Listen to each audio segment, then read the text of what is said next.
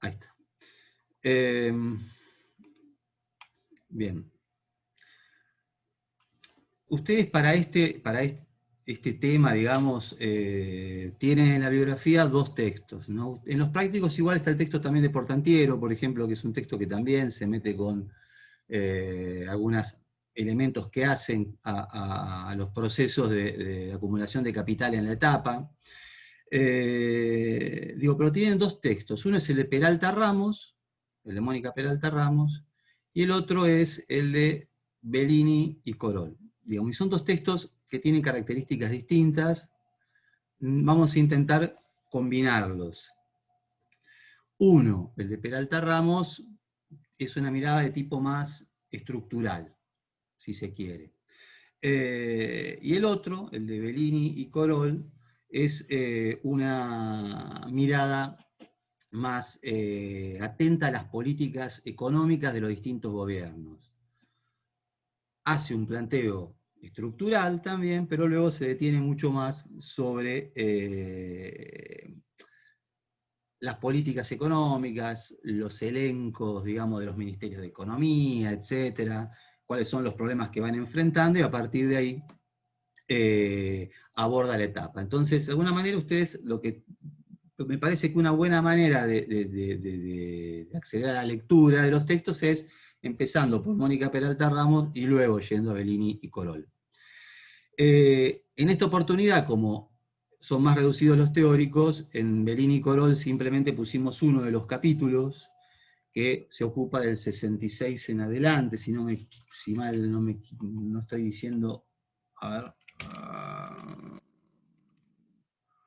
ver, si no me equivoco, le digo, las lecturas esas, si ustedes quieren, estaría bueno que aborden los textos de Bellini y Corol que abordan toda la etapa del 55 al 76, que son dos capítulos. Bueno, me tendría que fijar acá ahora, después de todo caso les digo bien las referencias. Pero bueno, entonces ese es el primer elemento. Hay uno de tipo más estructural, otro de tipo más centrado en las políticas económicas. Ambos, de todas maneras, están preocupados por desentrañar de algún modo los límites de lo que en los textos circula como los límites para reeditar de algún modo la alianza peronista, el peronismo clásico, ¿no? Si hay una preocupación en los textos es decir, bueno, en el 55 hay un golpe de Estado que desplaza al peronismo, hay un conjunto de transformaciones económicas a lo largo de la etapa, el desarrollismo, el periodo de Frondizi, ¿no? Del 58 al 62, va a ser un momento clave porque va a generar unas transformaciones importantes, ahora vamos a ver cuáles. Y de algún modo, una de las preguntas que están circulando ambos textos es, bueno, ¿qué pasaba o cuáles eran los límites que se presentaban a partir de estas transformaciones estructurales y también políticas que acompañan a estas transformaciones estructurales para reeditar de alguna manera experiencias de gobierno del estilo que habían sido implementadas durante el peronismo clásico? Y acá hay toda una discusión, y acá nos metemos en otra dimensión de lo que nosotros tenemos que ver hoy, acerca de las posibilidades o no de sostener en el tiempo esto que en la literatura ustedes van a ver que aparece con el nombre del modelo de industrialización por sustitución de importaciones, ¿no? La ISI. En Argentina 2, me imagino que ya se habrán topado con esto de la ISI, ¿no? Nosotros nos vamos a topar de nuevo con lo mismo, pero en este caso vamos a encontrarnos en la segunda etapa, ¿no? La ISI, ustedes, digamos, a grandes rasgos siempre se habla de un modelo de industrialización por sustitución de importaciones que iría entre el año 30 y el 76, ¿no? Acá hay un tema de periodización también, que es algo sobre que estaría interesante también que reflexionemos. Pero bueno, clásicamente en historia no nos queda otra que periodizar. Siempre estas periodizaciones son un poco caprichosas, pero sirven. La crisis del 30 claramente es un momento de cambio profundo, digamos, en la estructura económica, que habilita un conjunto de políticas que no son completamente novedosas, pero que claramente tienen un sesgo que permiten hablar de un modelo de industrialización por sustitución de importaciones. Nosotros estamos en una etapa que lo que pasa es que nos encontramos frente a las crisis de ese modelo inicial. Esa crisis, por eso le digo que sería interesante reflexionar sobre las periodizaciones, porque si nosotros estuvimos haciendo un análisis más centrado sobre el proceso de acumulación, que se desentienda un poco de las transformaciones a nivel del Estado, quizás sería conveniente arrancar por la crisis de 1949-1952, o 1950-1952. Una crisis cuando todavía el peronismo está en el poder, que claramente va a mostrar los límites de este modelo de industrialización por sustitución de importaciones. Nosotros la materia la empezamos en el 55 con el golpe de Estado, pero en realidad lo que nosotros nos estamos topando es con las resoluciones que se le buscan dar, o las soluciones, la manera de superar esos límites que ya se expresaban en esa crisis que el propio peronismo tuvo que lidiar entre el 50 y el 52, y corresponden a lo que en la literatura muchas veces aparece como segundo momento de la ISI, segunda ISI, ¿no? Este segundo momento es el momento en el cual se implementa, no se busca, digamos, implementar un conjunto de políticas para superar estos límites que claramente en el 49-52 ya se manifiestan. Entonces, digamos, este es nuestro esquema. Nosotros estamos entre el 55 hasta el 76, y de alguna manera el 76 implica el final de este modelo de industrialización por sustitución de importaciones, ¿no? De nuevo, la periodización es caprichosa, nos ponemos en el 76, vamos a ver, digamos, cuando veamos la etapa siguiente, las profundas transformaciones que se producen a partir del 76 con el golpe de Estado, etc. Ahora, si nosotros estuviésemos más atentos a la dinámica del proceso de acumulación, a sus picos y caídas en el crecimiento económico, etc., bueno, el 74-75 serían 2 años que quizás marcarían los límites. A ver, perdón, cuando hablas de la segunda ISI, lo podemos pensar como la crisis del Fordismo, pero a nivel nacional. Yo despegaría un poco, a ver, podrían hacerse esos vínculos.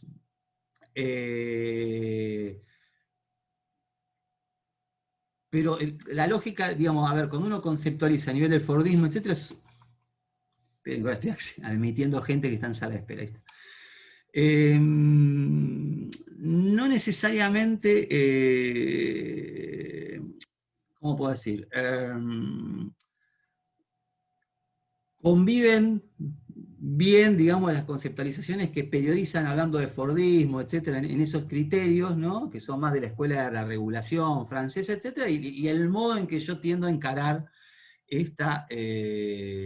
la manera de hablar de los procesos de acumulación, ¿no? Fíjense que estoy hablando de un modelo, pero incluso ahora iba a continuar, yo digo, el tema incluso de la conceptualización con la palabra modelo trae algunos problemas porque tiende a presentar la situación con un grado de coherencia que en la realidad no es tal muchas veces. Cuando se habla de modelo sí sirve para si nosotros pensamos que hay ciertas características en estos periodos que están identificando rasgos distintivos de los procesos de acumulación de capital y rasgos distintivos de cómo se manifiestan esas crisis. Y para mediados de los 70, algunos presentan como crisis del Fordismo, otros como crisis del estado de bienestar, etc. Sí es cierto que hay una reconfiguración internacional del capitalismo, que vamos a ver que juega un papel en lo que está pasando también en Argentina, ¿no? Suspendamos eso porque ahora, para cuando lleguemos a ese momento. Entonces, digamos, es pariente, pero bueno, yo lo dejaría ahí, digamos, seguiría con este otro modo de pensarlo por ahora a nivel más local, y vamos a ir al plano internacional porque es importante. Esto le quería decir, que también hay una discusión acá en juego acerca de, admito gente, para que siga entrando, perdón, pero es una desconcentración absoluta, hay que admitir gente que está en la sala de espera, etc. No, lo que le decía es esto, que hay, digamos, también otra discusión acerca si este proceso de acumulación, este modelo en su segunda etapa de sustitución de importaciones, para mediados de los 70, se agota por su propia lógica, o si es atacado, digamos, de una manera muy clara por determinadas fracciones del capital, etc., y la dictadura vendría a jugar un papel acá. Entonces acá hay otra discusión también que está, que forma parte de las cosas que ustedes se van a encontrar en la literatura. Dar una respuesta a este interrogante es difícil, yo sinceramente, soy franco, no tengo una posición clara en un respecto, en ninguno de los sentidos.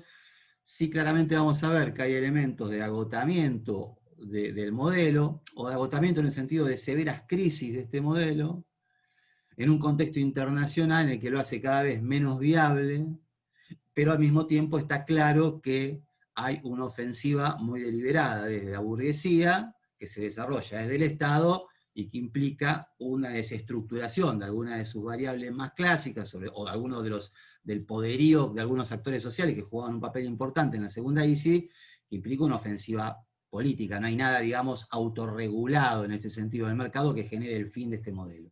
Pero digo, también hay un elemento acá presente que es esta discusión.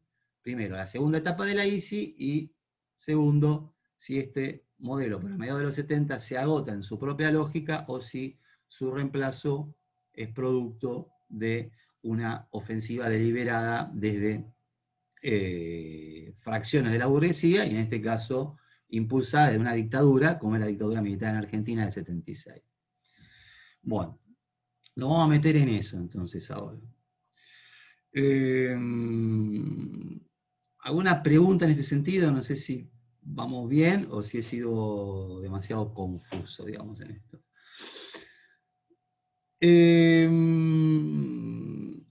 A ver,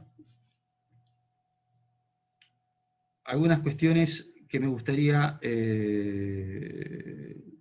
también plantear. Digamos, cuando analicemos entonces, ahora mismo, cuando entremos en la cuestión más concreta de qué pasa a lo largo de todos estos años, es interesante, digamos, estar atento a un conjunto, si se quiere, de relaciones. Ustedes se lo van a encontrar claramente, por ejemplo, en el texto de Portantiero, de los prácticos. Bueno, estas transformaciones que se van produciendo en los procesos de acumulación tienen efectos importantes sobre las clases sociales, tanto al interior de las clases dominantes como en la clase trabajadora, y es interesante entonces que nosotros vayamos siguiendo la evolución del periodo, prestando atención a las relaciones existentes entre las clases fundamentales, digamos, de la sociedad, la burguesía y la clase trabajadora, pero también es importante ver lo que está sucediendo al interior de la clase dominante entre sus diferentes fracciones, ¿no?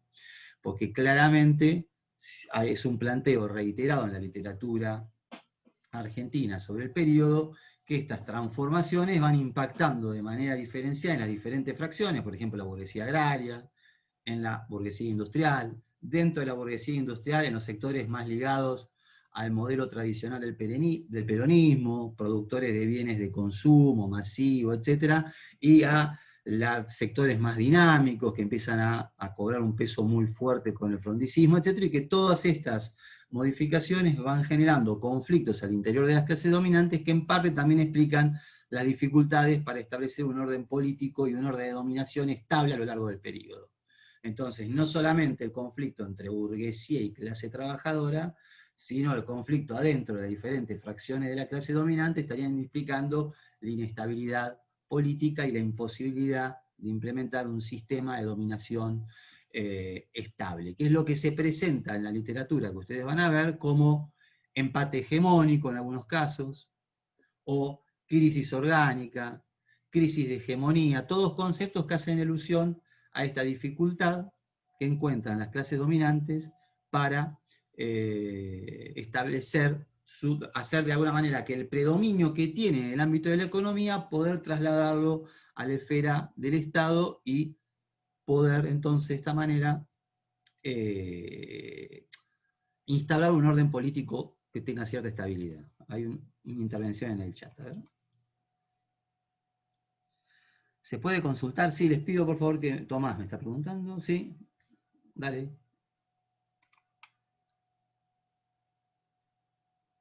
¿Tomás? Tomás Sánchez, no sé si está ahí. Ahí.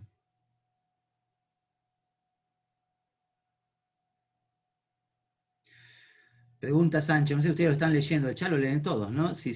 Tomás, digo, si se puede hablar de una ruptura de la burguesía entre los sectores productivos y especulativos, sabiendo que este último grupo ingresa al país en ese periodo.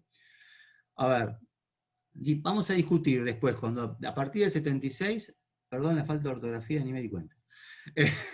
Vamos a discutir, digamos, después, a partir del 76, estas versiones que hablan de esta fractura o de esta idea de que aparece un modelo de acumulación cuyo acento es la valorización financiera, y ahí cobraría un nuevo papel los sectores especulativos.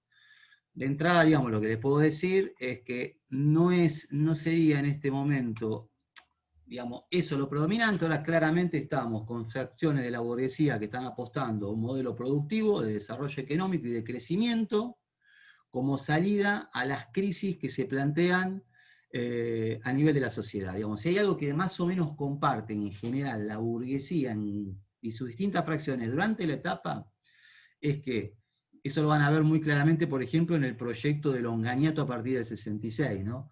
Que los conflictos sociales tienen de alguna manera su origen en las pujas distributivas entre las clases y adentro de las diferentes fracciones de clase, y que de alguna manera el desarrollo económico, la generación de riqueza y la posibilidad de su distribución serían una vía de salida para estos conflictos. No sé si se entiende la idea. Hay conflictos por las pujas distributivas, hay una economía que no produce la suficiente nivel de riqueza, de desarrollo económico, de crecimiento, que permite un proceso distributivo que de algún modo, digamos, permita moderar esta conflictividad. A partir del 76 el diagnóstico va a ser otro. Va a ser un poco el contrario, va a decir, no es este tipo de crecimiento, de desarrollo económico con fuerte pie en la industria, que genera una clase obrera industrial muy fuerte, que tiene organizaciones fuertes, etcétera, etcétera, la clave de la conflictividad. Digamos, si antes del 76 a la desocupación se la va a pensar con temor como una causa de la conflictividad, después del 76 se la va a pensar de otra manera, se la va a pensar quizás como un elemento que permite el disciplinamiento de los sectores sociales. No sé si se entiende, digamos, este cambio, ¿no? Y a partir del 76 van a aparecer digamos, interpretaciones que van a decir que el peso de ese modelo va a ser la valorización financiera. Yo tengo ciertas diferencias con esas versiones, pero bueno, las tomamos después, digamos. ¿Por qué? Porque acá hay todo un problema, que muchas veces esta definición exacta entre fracciones industriales, fracciones agrarias, fracciones financieras de la burguesía, lo que pierden de vista que en realidad lo que hay es un proceso en el cual hay ciertas fracciones concentradas, monopólicas, más grandes de la burguesía, que combinan toda esta cartera de negocios. Y que muchas veces la importancia que cobra la valorización financiera responde a las dificultades de conseguir tasas de ganancia y de beneficios adecuadas para las cabezas de los capitalistas en la esfera de lo que se llama economía real. Pero a partir del 76 se impone, y todavía está vigente, ustedes lo pueden ver muchas veces en las lecturas que se hace sobre el macrismo o en la actualidad, una contraposición muy fuerte entre el capital financiero y el capital, digamos, industrial productivo, y que tiende a poner la causa y la raíz de todos los problemas en el papel que cobra el capital financiero. Yo creo que en realidad todos son parte, digamos, digamos, forman parte de las fracciones dominantes y van moviendo sus inversiones, etcétera, de acuerdo a los diferentes momentos del ciclo económico, las tasas de ganancia esperada, cuáles son las expectativas futuras de ganancia, etcétera. Pero eso, digamos, discutámoslo después del 76. Pero bien, gracias por la pregunta. Bien. Dicho esto, no me acuerdo exactamente dónde estaba cuando me habían preguntado, pero volvamos entonces a esto. No sé si ustedes hasta qué nivel se metieron con esta cuestión del modelo de industrialización por sustitución de importaciones, digamos, si lo discutieron o no de manera Yo tengo una detallada. duda. ¿Cómo? ¿Leandro? Perdón si te interrumpí. No, no, dale. Sí, no, que tenía una duda respecto a esta segunda etapa del ICI. Más bien la duda es en qué se basa ese ICI, y un poco me perdí con el texto del Portantiero cuando habla de, creo que es Portantiero, si no me equivoco, Sí. cuando habla del periodo de Onganía, y bueno, hay como también ¿cómo decir? Como un apoyo a la industria. Me perdí un poco esa parte realmente. Lo que sí entendí, perdón, en todo caso del proyecto desarrollista de Frondizi, fue la clave de la extranjerización y de la concentración de las grandes compañías, ¿no? Y más que nada las industrias básicas, Bien. salvo la automotriz, que por ahí es la más excepcional, pero bueno. Pero que va a ser un lugar de fuertes inversiones de capital extranjero de todas maneras, la automotriz. Y Claro, por sí, eso sí, durante obvio. Ahora vamos a ir a cada uno de esos momentos. Y ahí retomamos, digamos, suspendo un segundito tu pregunta para entrar en la lectura de Mónica Peralta Ramos, y cuando llegamos, digamos, a esto de Onganía, retomamos lo que plantea Portantiero, porque en definitiva es bastante parecido a lo que se plantea en los textos que ustedes tienen para la lectura del teórico, que son Mónica Peralta Ramos y Bellini Colón. Sí, lo que podríamos decir es que el momento, digamos, para responder mínimamente a tu pregunta, el momento, digamos, de el onganiato es presentado en Portantiero, al igual que el momento, digamos, del tercer gobierno peronista con el Ministerio de Economía en manos de Helber, como dos momentos en los que precisamente hay sectores de fracciones de la burguesía que intentan romper ese empate hegemónico y transformar su predominio económico en la base también de hegemonía política. Y el onganiato sería, para Portantiero es el momento, digamos, más coherente de ese intento, ¿no? Ahora, retoma para hacer ese intento las transformaciones estructurales que se producen en el frondicismo. Por eso está muy bien, digamos, este link que haces vos, este vínculo entre el onganiato y el frondicismo. Porque de alguna manera lo que se estaría expresando en el onganiato es esa fracción burguesa muy fuertemente extranjerizada, concentrada, cuya base es la producción de los bienes, de la industria de bienes de capital, etcétera, que encuentra su momento más fuerte de desarrollo en el frondicismo. ¿Se ve? Pero que tiene profundas dificultades para que ese predominio económico, este nuevo lugar que empieza a ocupar en este proceso de acumulación de capital en Argentina, poder darle una vinculación política a partir de los partidos políticos tradicionales, etc. No tiene esa representación, no tiene esa capacidad, digamos, de obtener una representación política.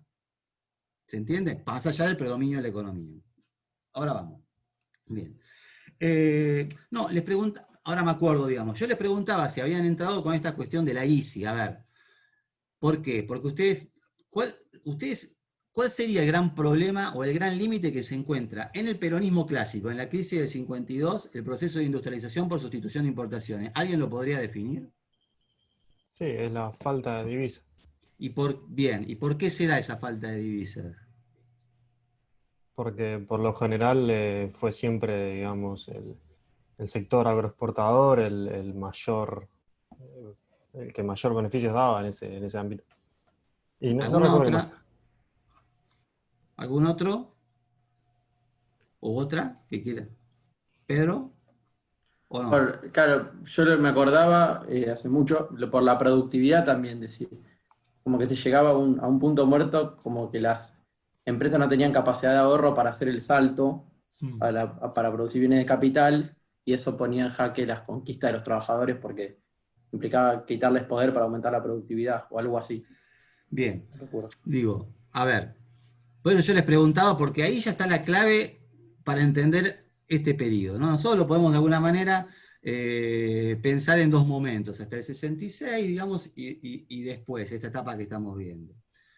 Y muchas veces, antes del 66, se va a hablar de un movimiento de stop and go. No sé si escucharon esta terminología, que significa que la economía crece y se frena.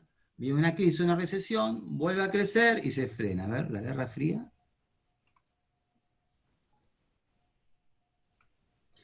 Acá me dicen, la Guerra Fría y el efecto rebote hacia la economía local. No entiendo bien por dónde va la pregunta, pero estaríamos en un plano que en este caso no veo los vínculos, capaz que me estoy perdiendo de algo. Yo le decía con esto del stop and go, ahora vamos a meter la cuestión internacional, digamos, paciencia porque hay que ir a poco, pero digo, con esto del stop and go, ¿qué significa? Nosotros teníamos el sector agropecuario, que decía Leandro, etcétera, ¿no? Como el principal exportador, y la industrialización por sustitución de exportaciones genera una industria importante.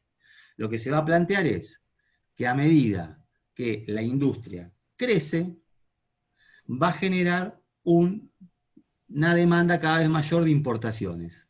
¿Por qué? Porque falta esa industria pesada, digamos, es una industria liviana que produce artículos que que se llama bienes salario, bienes familia, que son el tipo de artículos que compran la familia para su vida cotidiana. No es una industria que produce las cosas que compran otras industrias, digamos, ¿no? Entonces, eso es la diferencia entre industria liviana y industria pesada, si se quiere.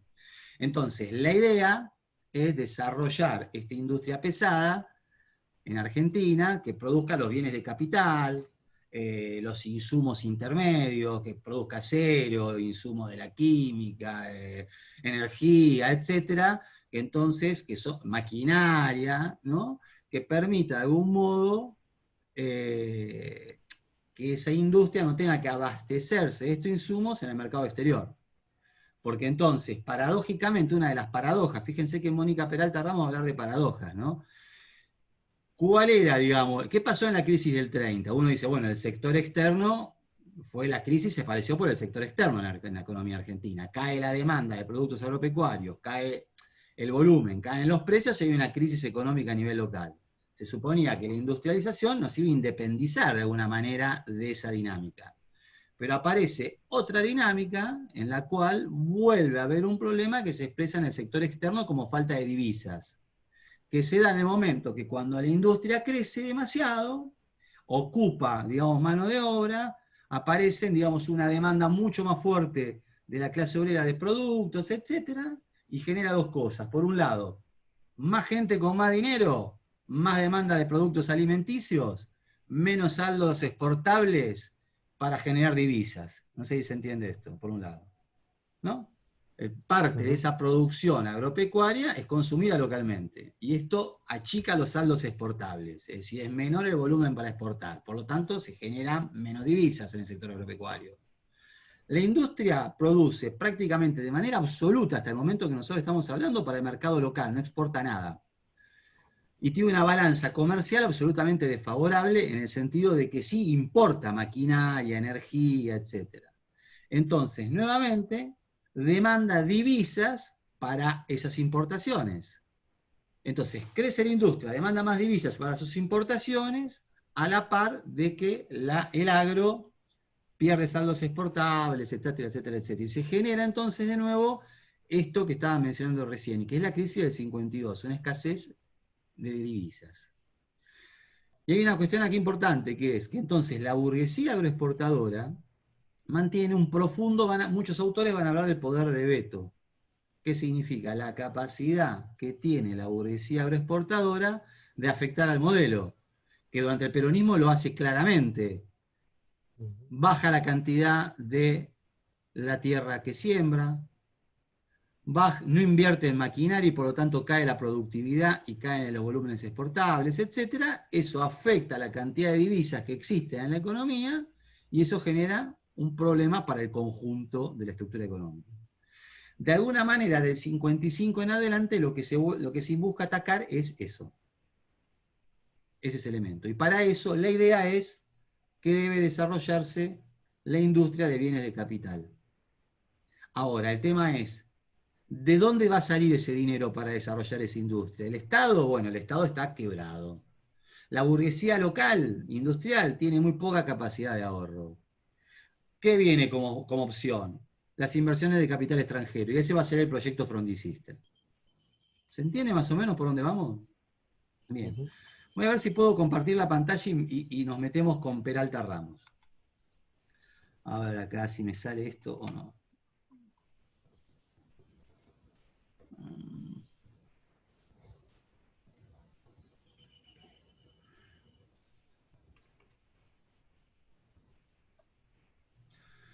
¿Se ve ahí? Sí. Bien. Ustedes lo ven bien, porque yo no me doy cuenta porque a veces me tapan la cara de ustedes los cositos. Uno nunca sabe que está viendo el otro acá. Digo, ¿qué va a decir Mónica Peralta Ramos en ese entonces trabajo? Que entre el 55 y el 56 hay de alguna manera una puja entre dos modelos. Digo, hoy la pregunta de Leandro, si no me equivoco, ahora se me fue de pantalla y no me acuerdo, no puedo leer el nombre. Era, bueno, fíjense, acá pongo una barrera en el 66, que es cuando venga justamente lo de Krieger-Bacena, ¿no? Y la revolución, digamos, argentina, el Onganiato, en que va a tratar de alguna manera, romper esta puja, terminarla favoreciendo a determinados sectores de capital. Ahora, ¿qué son estos dos modelos? Por un lado, la burguesía agropecuaria, que es la que va a estar, digamos, la que nosotros vemos ahí, de alguna manera, determinando mucho de las políticas económicas de los años iniciales después del golpe del 55. ¿Qué está buscando? Básicamente, la liberalización del comercio exterior, ¿para qué? Para colocarlo, digamos, la producción agropecuaria y beneficiarse de estas ventas en el exterior, y de alguna manera busca permanentemente la devaluación. ¿Por qué? Porque cuanto más barato, digamos, es el peso frente al dólar, ellos sus ingresos son en dólares, en moneda extranjera, y esto le permite, de alguna manera, incrementar sus ganancias y apropiarse, digamos, del ingreso que se genera. Por otro lado, lo que nosotros vamos a tener es una burguesía industrial que está tratando de pujar por un modelo que busca un poco esto que yo les mencionaba recién, fortalecer las ramas capital intensivas, tratar de desarrollar una industria productora de bienes de capital. Y de alguna manera busca que el Estado promueva esta política a partir de subsidios financieros e impositivos, digamos, estos subsidios financieros impositivos, ¿qué son? Bueno, ahí hay uno de ellos, protección arancelaria. Pero hay muchos otros. Por ejemplo, digamos, el Estado puede tener tipos de cambio diferenciales. Entonces, digamos, yo le puedo ofrecer un dólar barato a quienes vayan a utilizar esos dólares para compra de maquinaria en el extranjero. ¿Por qué? Porque es un bien de capital y a mí me interesa que estas industrias se capitalicen. Pero se lo vendo caro al público, digamos, que lo compra para el ahorro, o a los sectores financieros, o a los sectores agropecuarios. ¿Se entiende? Entonces hay muchas maneras distintas de subsidiar financiera o impositivamente a estos sectores. ¿Qué sé yo? Puedo bajar los aranceles de la compra de bienes de capital y subirlos para la compra de bienes de consumo. Se entiende un conjunto de elementos de esta naturaleza que implican que el Estado tiene instrumentos, herramientas que le permiten intervenir de una manera u otra en la manera que se van asignando los recursos en la economía. Y de alguna manera, al propio Perón ya le pasa en sus años finales, cuando trata de hacer ese arreglo, digamos, con Standard Oil, etcétera, ¿no? Con los contratos petroleros, con empresas extranjeras, digamos, la conclusión a la que llegan la mayoría de los sectores, digamos, políticos y económicos en el país es que el único, digamos, actor con capacidad de inversión suficiente para impulsar este tipo de desarrollo es el capital extranjero, ¿no? Y esto va a ser lo que nos encontremos con el frondicismo. Bien. Durante esta etapa, por lo tanto, digamos, en estos primeros años, a pesar de esta alternancia, lo que va a plantear Mónica Peralta Ramos es que se va a ir consolidando de todas maneras de forma paulatina el liderazgo de la burguesía industrial, que con el frondicismo va a asentarse claramente este predominio de las ramas capital intensivas, que están controladas por las grandes, digamos, empresas cada vez más vinculadas al capital extranjero. Ustedes en Portantiero pudieron haber visto algunos de estos datos. Muestra claramente esta extranjerización de la cúpula empresaria, el nivel, digamos, la importancia del ingreso de estos capitales extranjeros en la época del frondicismo. Fíjense que en el texto, aparte de Portantiero, él toma, digamos, una diferenciación analítica que hacen otros autores, que es muy importante, que dice, bueno, hay otro momento de inversiones importantes de capital extranjero en Argentina, que es entre el 67 y el 69. Pero hay una diferencia, va a decir, entre el 58 y el 62, este capital extranjero en general son para montar nuevas unidades productivas, nuevas industrias, ¿no? En cambio, entre el 67 y el 69 en general es para compras de industrias ya establecidas, es un traspaso, digamos, en la propiedad de capital, pero es una inversión de capital extranjero que no es una inversión, digamos, que va a inaugurar nuevas cadenas productivas, etc. Bien, y que por lo tanto en este periodo lo que se va dando paulatinamente, y eso explica que el Onganiato encuentra esta fracción más consolidada con la cual intenta este desempate. Se va dando este elemento que acá está en tercer lugar, ¿no? Hay un proceso paulatino de concentración industrial. ¿Por qué? Bueno, porque todas estas cuestiones van generando de alguna manera quiebre en los sectores más débiles de la cadena productiva de la industria. Sobre todo, como dice ahí, de las pequeñas y las medianas empresas de capital, digamos, nacional que están siendo relegadas en este nuevo modelo, ¿no? Un elemento también importante acá, fíjense que una de lo que yo le decía, acá hay una pregunta que recorre ambos textos, tanto Peralta Ramos como Bellini Colol, y la idea ¿es posible la reedición de esa alianza del peronismo que se basaba sobre una política mercadointernista que tenía como uno de sus motores dinámicos la redistribución del ingreso? ¿No? Esta es una de las preguntas. Bueno, veamos qué dice acá Peralta Ramos en este último punto. Dice, bueno, el mercado de trabajo, bueno, ya estoy trabajando, el mercado de trabajo se hace mucho más heterogéneo. Dice que hay una estratificación salarial de la clase obrera según sector y tamaño de la empresa, etc. Y acá, sobre todo, yo diría, hay algunos autores que van a plantar que hay una dualización del mercado de trabajo, ¿no? Como si se dividiera en dos. Una cosa es aquellas fracciones de la clase trabajadora ocupadas en el sector dinámico y moderno, que van a conseguir mejores salarios, mejores condiciones de trabajo, etc.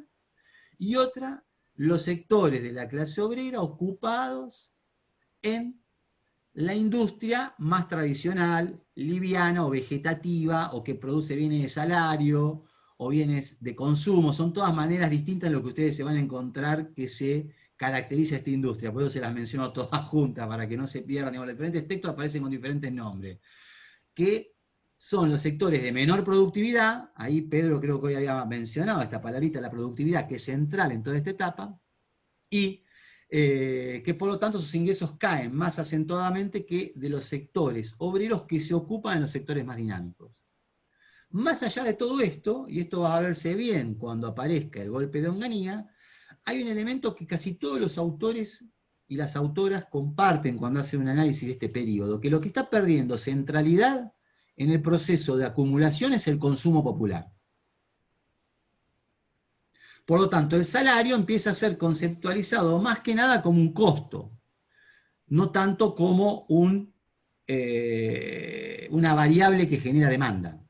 Obviamente eso tiene límites, digamos, la gente si no consume, digamos, se va retrayendo la estructura productiva, etcétera, y va a generar crisis. Pero claramente está claro que la inversión productiva en los bienes de capital, etcétera, está más desligada de manera inmediata del consumo popular. Hay mayores mediaciones en esos procesos de valorización de capital entre una inversión de la industria química, de la industria en el acero, la siderurgia, etcétera, o farmacéutica, etcétera, que este consumo popular cotidiano, ¿no? Y que aparte muchos de estos sectores van también a ponderar el consumo de los sectores medios y medios altos, ¿no? Y entonces el consumo popular pierde ese lugar que ocupaba en el peronismo clásico. Y que por lo tanto caben también algunos de los límites para la reedición de esa vieja alianza que había sostenido al peronismo. ¿Se podría decir que ese es un elemento constitutivo de esa segunda etapa del ISI? Sí. Digamos, la ruptura, se podría decir, con el proyecto mercado internista, por decirlo así. Sí.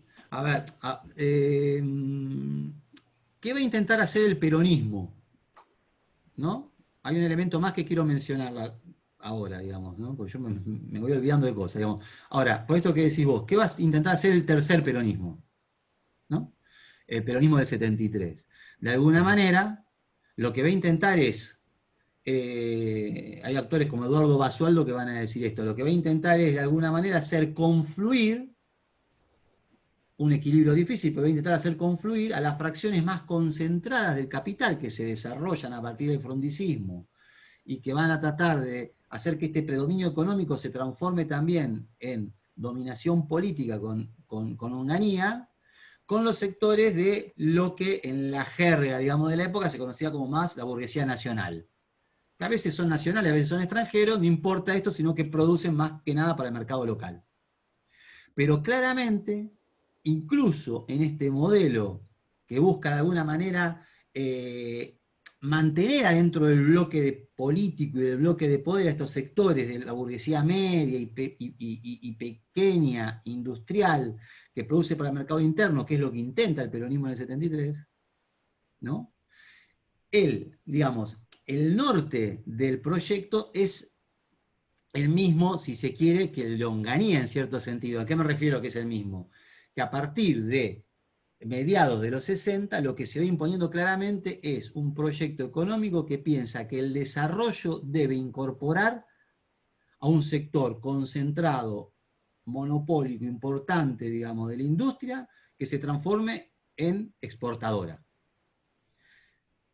Y de alguna manera ahí lo que se está viendo también es tratar de romper ese, digamos, en el mediano o largo plazo, lo que es algo que después queda, digamos, hoy sigue digamos, algo de esta idea, ¿no? De generar esta idea de que se generen junto a los sectores tradicionales, exportadores tradicionales, hablo en este caso para la periferia, digamos, capitalista, ¿no? Para América Latina, un lugar de claro, digamos, proceso de que la mayoría de las economías latinoamericanas durante todo este periodo son exportadoras de materias primarias, digamos, de que al lado de esto aparezca un sector industrial, pero ya no como en esa vieja primera ICI, para abastecer nada más que el mercado interno, sino que se transforma en un sector exportador, poner un sector industrial exportador al lado del sector agropecuario exportador. Y el peronismo también apunta a esto de una manera muy clara. Y tiene toda esta política de intento de vinculación con los países del bloque socialista, etcétera, en la que está buscando también exportar grano, etcétera, para tratar de colocar productos industriales. Y fíjense que en el 55 la industria, si ustedes ven digamos, los saldos exportables, es cero. Para 1974, más o menos, prácticamente una cuarta parte de lo que se exporta en Argentina son productos industriales. Es decir, hay cierto éxito relativo en términos de la propia lógica del desarrollo del capitalismo en esa época, ¿no? Se logra algo de esto. Bien. En este derrotero. No sé si se responde la pregunta que me hacían recién. Sí, sí. Bien, y aprovecho de alguna manera para vincular ese otro elemento que me estaba olvidando de decir, digamos, que es clave acá, que detrás de esto lo que está, digamos, un rasgo de esta segunda ICI es, sí, desarrollo de esa industria de bienes de capital. ¿Para qué? Para que entonces estas presiones importadoras de los sectores industriales tradicionales no generen esta escasez de divisas, este estrangulamiento, perdón, del sector externo, pero además en este proceso lo que se busca es que se vaya generando una trama exportadora industrial. ¿Se ve? Sí. Fíjense las paradojas de las que nos habla Mónica Peralta Ramos, digamos, ¿no? Va a decir entonces que cuáles son las paradojas de toda esta etapa. De alguna manera, su planteo es el siguiente. Por un lado, que esta expansión del sector industrial, que era buscada, al mismo tiempo lo que terminaba generando eran crisis en el sector externo, por el peso de las importaciones de tecnología, insumos y bienes intermedios, ¿no? ¿Por qué una paradoja? Bueno, porque finalmente, aún cuando empieza a desarrollarse con inversiones de capital extranjero, esta industria de bienes de capital, etcétera, sigue apareciendo nuevamente este límite. ¿Por qué dice paradoja? Bueno, porque lo que se busca es superar justamente esta restricción externa. ¿Se ve? Pero este modelo de crecimiento vuelve a reeditarla. Entonces, en ese sentido se habla de paradoja. La segunda que va a plantear, bueno, esto de alguna manera implica otra paradoja más, que entonces se busca desplazar de alguna manera la burguesía agraria, pero la propia lógica del modelo termina generando que cada determinada cantidad de años, cuando aparece este desbalance en la balanza de pagos, porque faltan divisas para hacer frente a las importaciones, etc., la burguesía agraria retoma y puede hacer uso de ese poder de veto. Es decir, la burguesía agraria no logra articular una fuerza política que la represente y que lleve sus intereses con legitimidad popular, etcétera, etcétera, etcétera. Pero tiene el poder de veto que le da ser la generadora de divisas. Justamente para un capitalismo periférico en el cual la crisis se expresa como una crisis del sector externo. ¿Se ve? Por lo tanto, lo que va a estar diciendo Mónica Peralta Ramos, y es parte de su tesis, es bueno, y que por eso digo que se emparentaba cuando hoy ustedes nos mencionaban a Portantiero, ¿no? Fíjense acá de nuevo, hay otro lenguaje, pero estamos hablando de nuevo de lo mismo, ¿no? De estos conflictos entre fracciones internas de las clases dominantes, que es que la expansión de la acumulación del capital en Argentina durante la segunda ISI va a conducir, por lo tanto, a un conflicto creciente entre estas dos principales fracciones de la burguesía. Que eso explica la inestabilidad política en última instancia, también, ¿no? Y que de alguna manera, entonces, hoy creo que vos, Leandro, preguntabas esta cosa que vos decías, bueno, no termino de entender lo que dice Portantiero. ¿Qué es la Revolución Argentina? ¿Qué es el onganiato? Sobre todo a partir de 1967 con Krieger-Bacena, porque en esos meses iniciales no tanto, pero a partir de marzo del 67 con Krieger-Bacena, es un intento, algunos van a decir, el más coherente, por vía autoritaria, de romper, digamos, esta situación.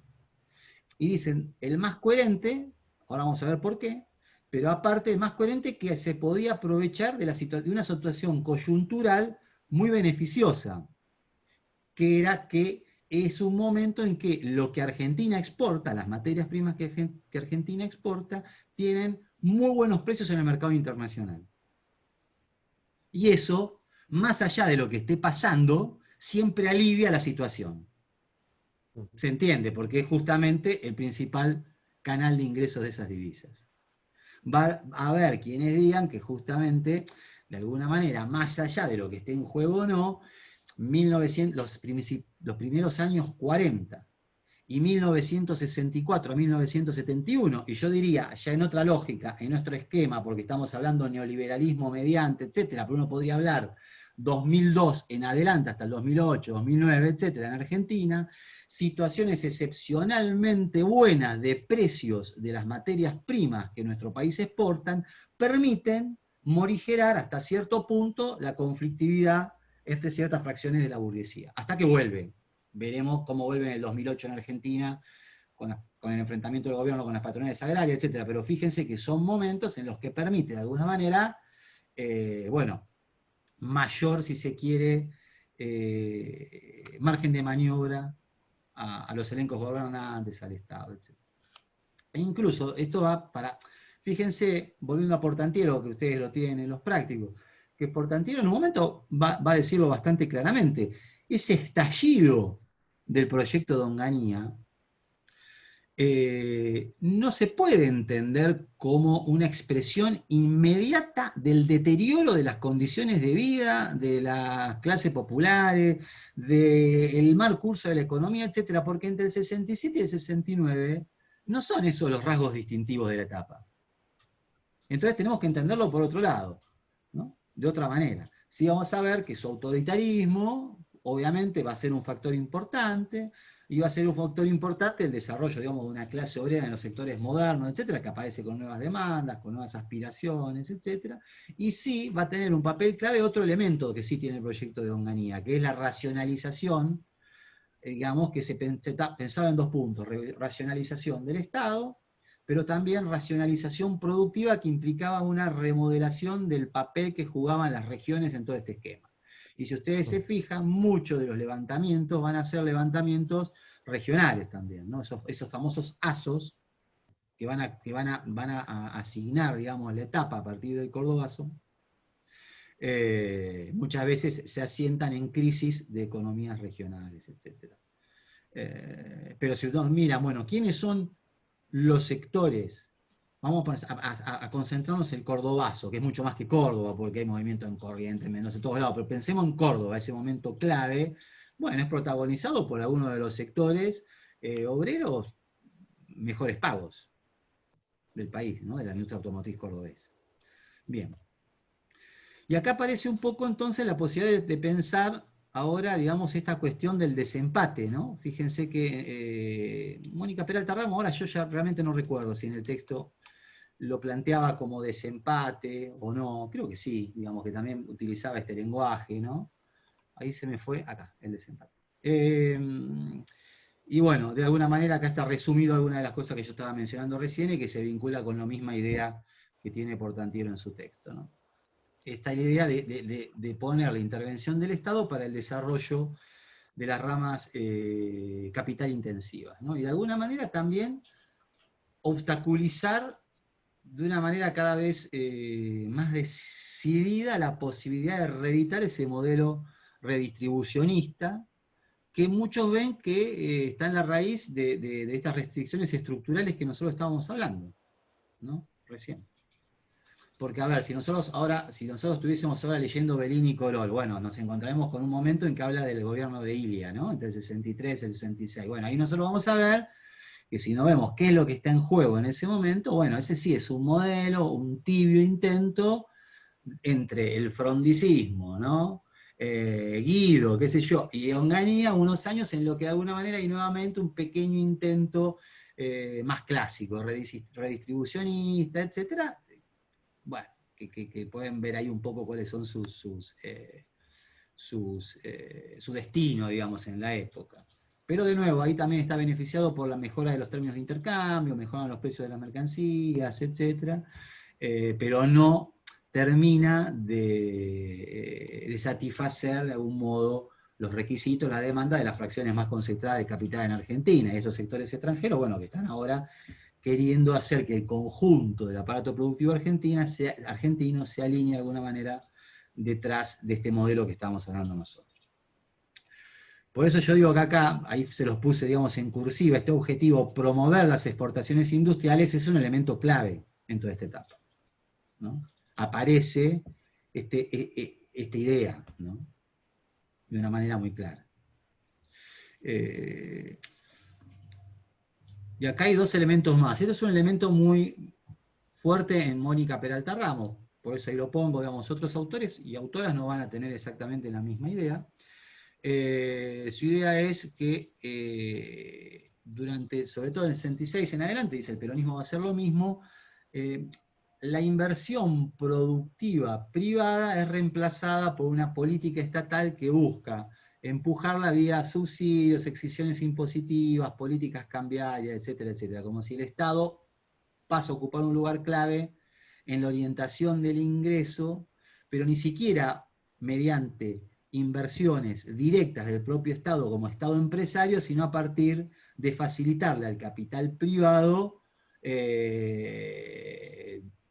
digamos, las inversiones. Pero ¿cómo? A partir de transferencias de ingresos, ¿se ve? Porque cada una de estas cuestiones, subsidios, exenciones impositivas, política cambiaria, significa o gasto estatal o resignar el cobro de impuestos, etcétera. ¿Se entiende? Digamos, siempre esto es al costo, digamos, del gasto estatal, del déficit fiscal. ¿Sí? Siempre hay dineros públicos que se están distribuyendo para tratar de incentivar estas industrias. Entonces esto va a decir Mónica Peralta Ramos que va a ser un problema, porque muchos de estos capitales entonces van a poner su foco en una disputa alrededor de apropiarse de estos recursos del Estado, tratando de que el Estado implemente alguna de estas políticas, ¿no? Por otro lado, lo que nosotros vamos a ver es que, ¿por qué muchos hablan de la coherencia del plan de Krieger-Bacena? Porque justamente hasta este momento lo que veíamos es una especie de stop and go, había una oscilación permanente entre este momento de devaluación, ¿no?, de la moneda, y para beneficiar a los sectores agropecuarios exportadores, con otro en el que paulatinamente se busca apropiarse mediante diferentes instrumentos de lo que produce el agro para, de alguna manera, incentivar el desarrollo de la industria. Acá entonces, en Krieger-Bacena, en este modelo, va a haber una cuestión bien heterodoxa, ¿no? Va a buscar, de alguna manera, digamos, lo que va a hacer es combinar un proceso, si se quiere, creo que por un lado yo lo puse en algún lado, no, creo que lo puse en una filmina de Bellini y Corol, pero creo que no vamos a tener tiempo de verla ahora, en la que combina un programa de estabilización con un programa de desarrollo económico. Entonces, para la estabilización va a devaluar la moneda fuertemente, pero para evitar que esto beneficie directamente y de manera de lleno a la burguesía agropecuaria, va a poner retenciones. ¿Se ve? Entonces, se van a mejorar los precios, le va a convenir más a la burguesía, digamos, agropecuaria de la exportación, pero el Estado se va a apropiar de parte de esas ganancias que produce la devaluación con fuertes retenciones. ¿Se ve? Para el congelamiento salarial, ¿qué va a hacer? Digamos, va a aumentar el salario en un 20%, después lo va a congelar. Va a decir, bueno, de acá en más, si hay aumento salarial, tiene que ser vía aumento de la productividad, etcétera, etcétera, etcétera. Entonces digo, va a tratar de ir manejando las diferentes variables para buscar lo que están buscando permanentemente los elencos gobernantes en ese momento, que es cierto equilibrio de la estructura de los precios relativos, ¿no?, de la economía. Y de alguna manera, en el 73 y el 76, yo le pongo el peronismo imposible, no sé exactamente de qué manera lo llamará Mónica Peralta Ramos ahí, o que buscando en el texto alguna, ahora realmente de nuevo no me acuerdo exactamente la manera en que ella caracteriza esto, pero de algún modo lo que está acá es, bueno, esta situación en la que claramente aparecen las dificultades para reeditar la vieja alianza del peronismo clásico. Ahora, tampoco es lo que está en la cabeza de Perón y del elenco gobernante. Digamos. Lo que está en la cabeza es lo que yo les mencionaba hoy, es tratar de alguna manera de seguir promoviendo un sector concentrado, exportador, etcétera, pero de alguna manera rearticularlo con los sectores más tradicionales de la pequeña y mediana industria, que son sectores de una fuerza muy importante en el apoyo del peronismo. Fíjense que incluso el Ministerio de Economía va a estar en manos de Helbar, que es de la CGE, que es una organización, una corporación empresaria de estos sectores que están mucho más fuertemente vinculados al mercado interno que estos otros, digamos, más grandes y más concentrados del capital monopólico. De algún modo, acá lo que va a haber de nuevo es otra vía, digamos, lo que intenta hacer Onganía por vía autoritaria, va a intentar hacerlo el peronismo con la vuelta de Perón, con el capital político que significa la vuelta de Perón para mediar entre los conflictos sociales y entre los diferentes sectores, a partir de una política de concertación social a la que van a llamar pacto social, ¿no? Comúnmente se llama como pacto social. No es ni más ni menos que un acuerdo de precios de bienes y salarios, ¿no? Clásico, bastante parecido al que intenta hacer el peronismo justamente para hacer frente a la crisis del 52, con el Congreso Nacional de la Productividad, etcétera, es este último pacto, ¿no?, que es aumento de salarios, congelamiento por 2 años, también congelamiento de precios, y a partir de ahí ir intentando que los aumentos salariales, etcétera, sean de algún modo un producto de los aumentos de la productividad del trabajo, es decir, de la mayor explotación del trabajo, hablando mal y pronto, ¿no? Hablando bien y pronto, no mal y pronto.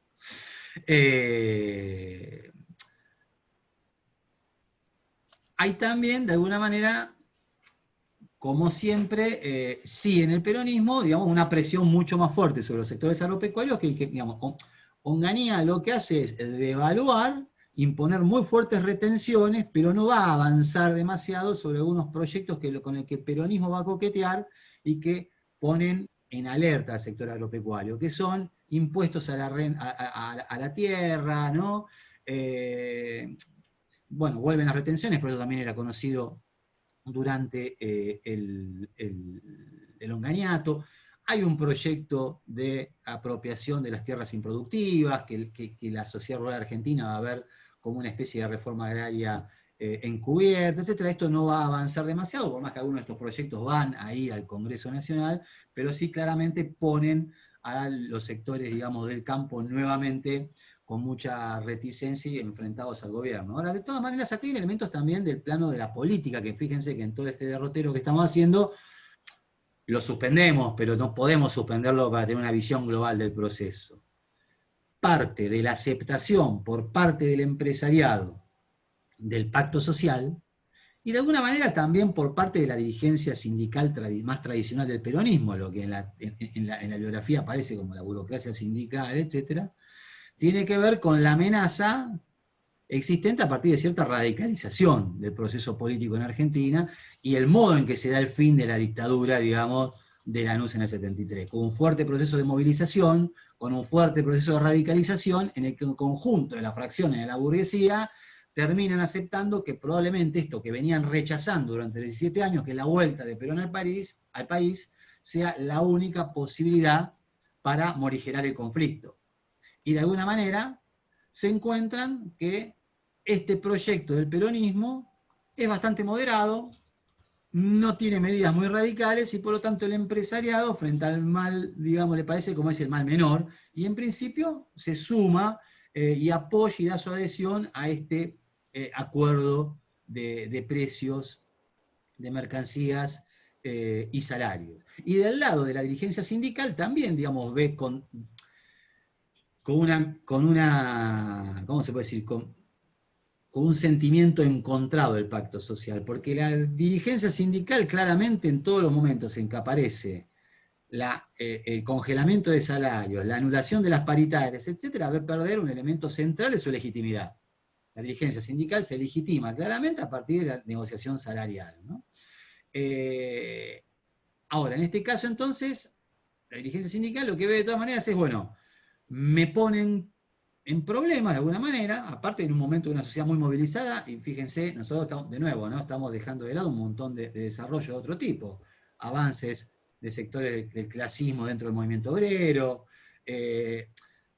un desafío importante, digamos, en el interior del país a muchas de estas dirigencias más tradicionales. Muchos de esos desafíos empiezan a aparecer también activamente en la zona de Capital Federal, en la provincia de Buenos Aires, ¿no? Esto genera más problemas, también en Santa Fe, en Rosario, ¿no? Entonces, digamos, hay acá una dirigencia sindical que mira con ojos, digamos, que no le cierra demasiado la idea del pacto social y tener que comprometer su prestigio en esta cuestión de que implica no poder legitimarse a partir de obtención de mayores aumentos salariales, pero la pone como uno de los pilares, digamos, del programa y claramente Perón opta en este juego entre tendencia revolucionaria, juventud, sectores movilizados, digamos, del peronismo revolucionario, que habían sido actores fundamentales durante la campaña que lleva Cámpora al gobierno, etcétera, y la dirigencia sindical, que no había jugado un papel muy importante en esa campaña que llevó a Cámpora al poder, ahora el regreso de Perón los pone en el centro de alguna manera bueno, ya antes, ¿no? Pero digamos, a partir del pacto social los pone en el centro, digamos, de lo que es los instrumentos de política más importantes a los que apuesta el peronismo. Entonces ahí la burocracia sindical encuentra de alguna manera una fuerte respaldo, una fuerte legitimación. Bueno, acá lo que le mencionaba de alguna manera, que es el planteo general de Peralta Ramos. A ver, hay un elemento, digamos, podemos hablar de muchas cosas, por lo cual el pacto social con el que el peronismo trata de encauzar su programa económico fracasan, pero hay una parte de elementos, de nuevo, ¿no? Hoy varias veces apareció esta cuestión de la coyuntura internacional.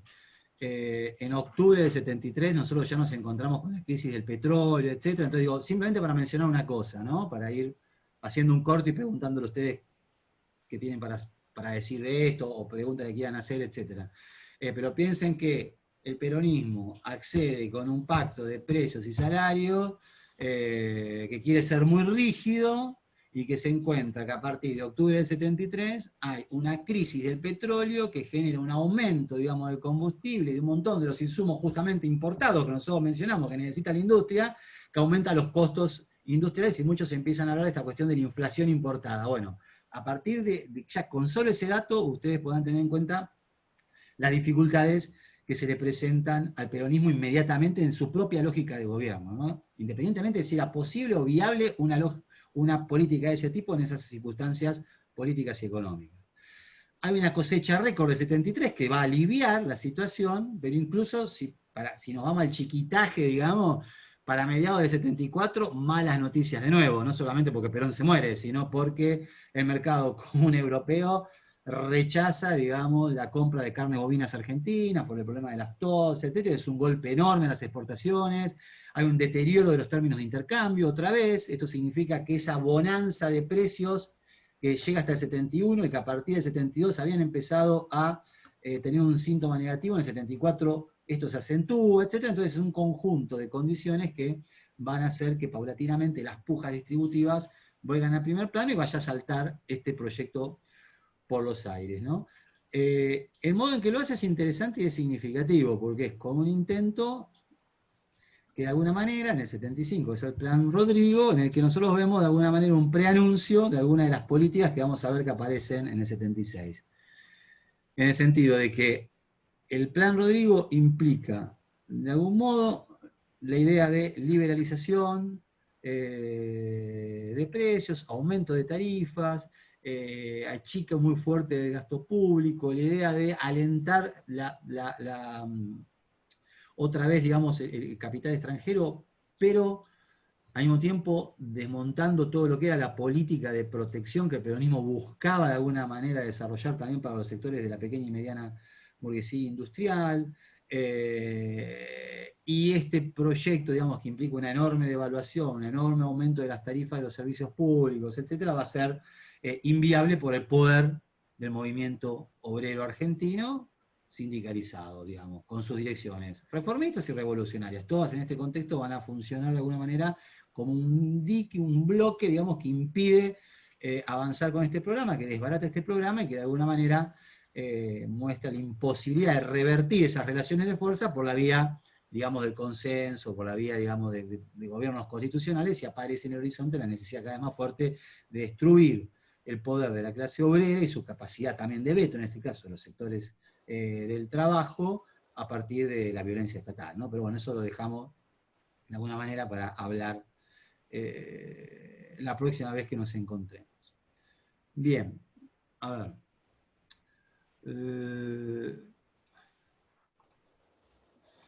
Esperen que ahí veo que hay un chat, capaz que me lo perdí porque no lo veía. Voy a hacer una cosa que es dejar de grabar esto, cosa de que